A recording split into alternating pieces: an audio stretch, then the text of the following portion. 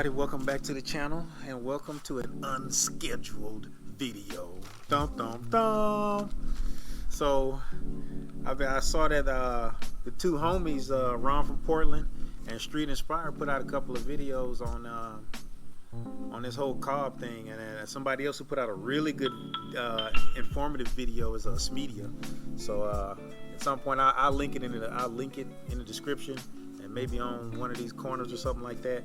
But people have been kind of banging the crap out of this whole thing, and I feel like I'll put in my little 2 cents. I know I'm very new to the platform, so I'm trying to get myself informed on what's going on as far as Subarus are concerned, and for the most part, when stuff hits like that, companies got to do what they need to do to survive, Not that I'm trying to take up for them, but still, you got to put yourself in their shoes. You got a business, you're trying to keep it afloat. You got to do what you have to do to comply to whatever the government comes up with, because they're always coming up with some type of way to restrict you. And this is not anything new. This has been something that's been going on for years and years, and there's always somebody out there innovative enough to come up with some sort of a workaround to get through it, so that we can have our fun with our cars. And when I first saw that whole thing, and when this whole thing started a while back with the TGV deletes and all that stuff, because I wanted to get that stuff, but then I started noticing that stuff, so I knew it was only a matter of time before that happened, because my next thing that I wanted to do is I wanted to do flex fuel. I actually bought a fuel pump already and was about to buy the high pressure pump in the front, and then get the flex fuel kit and get ready to get tuned. But I was kind of dragging my feet on it a little bit, because I was just thinking, what's going to happen next? And sure enough, the other shoe dropped. So Cobb hit us with that. They're not supporting the flex fuel and all of that stuff, which is kind of crazy to me. But still, they always find ways to try and stop us from doing what we want to do. And this is going to always happen, but y'all, nobody panic. Where there's a will, there's a way. Somebody going to figure something out, you know what I mean? So as soon as I heard it, I wasn't thinking, I'm just going to stop doing what I'm doing and go to a different platform. Hell no, because I love my car, man. The Ghost has been phenomenal for me, man. I love this car. I love driving it. It's fun. And, I'm not looking for crazy horsepower numbers anyway. 350, I'm good. But it's just going to be a harder road towards getting there. But it is what it is, man. It's a challenge. So as car builders and modifiers, man, we like the challenge. So like I say, don't trash anything. There's it won't affect me as much. That's why a lot of the parts and stuff that I put on my car, I try to make sure it's carb legal. Because I know it's a matter of time before everywhere it gets like California. They got it bad out there. So excuse me. That's kind of why I picked certain things that I picked, and just to not modify any of those items on the car that's going to affect emissions. Because then again, I don't want to have any issues with going to get an inspection done, which I had issues when I had my other car, my Civic.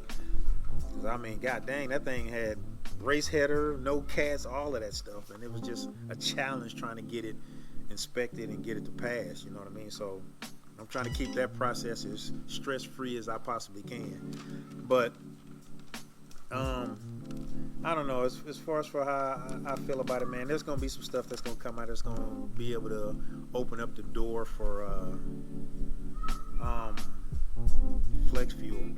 So I don't know, everybody needs to calm down, man. Just be patient. I'm still going to keep going on with my installs. My whole thing on my channel is do it yourself and trying to save yourself some money. So I try and show people how to put stuff on the cars. And I got plenty of stuff to mod on the car that doesn't require flex fuel at this point, because that was going to be my next step. But hey, I just got to wait a little bit longer. So I'm going to wait till the dust settles, and then we'll see exactly what we're going to do. Because right now, everybody has to do crazy things just to be in compliance, because you don't want to be you don't want the government coming after your company for anything, because they'll take everything. So, but like I said, man, I don't want to take up too much of you guys' time. I'm just doing a short little video. My whole outlook on it and how I feel about it and what I think is, shoot, man, I'm just gonna have to be patient and figure out another way to get to my power goals. You know what I mean? Which, like I say, it's not that high. You know, but I'm trying to, I'm trying to seek to understand what I need to do and how to navigate on this car and getting to where I want to be. So it's all, everything is a journey. You just gotta try to enjoy the journey or endure it. But as far as I'm concerned, man, it is what it is. I mean, the only thing that's sucky about that whole thing is how they continue to sell the flex fuel kit. Because I was looking at that and I was like, man, they still selling it, so it ain't nothing happening yet. And then all of a sudden, boom, this is that. But excuse me. I think Scooby Freaks he said that he saw something saying that they are possibly going to do refunds. I guess it's going to be a certain criteria you got to meet to be able to get that refund. But I mean, if you don't have anything that's modifying or changed any of the emissions controls in the car, you should be fine. You should be good to go.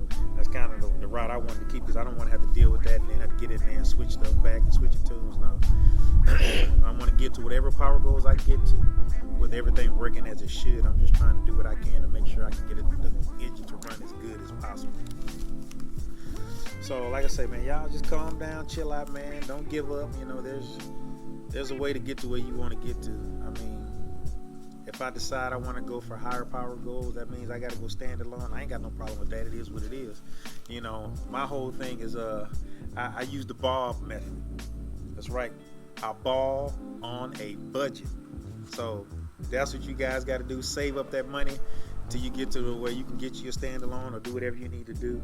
Like I say, there's a way to get to your goals. You just have to figure out a different way of going. So you got to change your path. You know, they threw a roadblock in front of you. You got to figure out a way to get around that roadblock, man. So, you know, don't panic. Just chill, take a breath, and then just wait till the dust settles, and then more details and facts will drop, and then you'll be able to figure out what path you need to go. So at this point, I'm just going to be patient and kind of chill with any sort of performance mods. I kind of really have to at this point. I mean, so that means that gives me an opportunity to work on other parts of the car. And like I say, I'm trying to work on my aesthetics and how it looks on the exterior, because, you know, I've been doing a whole lot of that stuff lately. So hang in there with me, man. Hang in there with your cars, man. Don't panic. Just chill out. Wait till the dust settles, man. I mean, I'm just giving my little 2 cents on it. You know, I'm like I say, I'm still new, and we're gonna continue to drop these videos, dog. So, man, continue to support your boy, and we'll figure it out together. So till then, man, I guess I'll see y'all on the next video, man. Peace.